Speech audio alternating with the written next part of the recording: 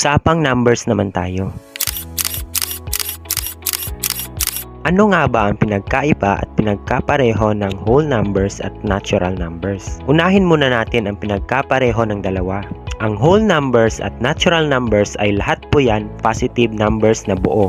Pag sinabing buo ay yung walang decimal points. Ang pinagkaiba naman lang dalawa ay si whole numbers ay kasali si 0.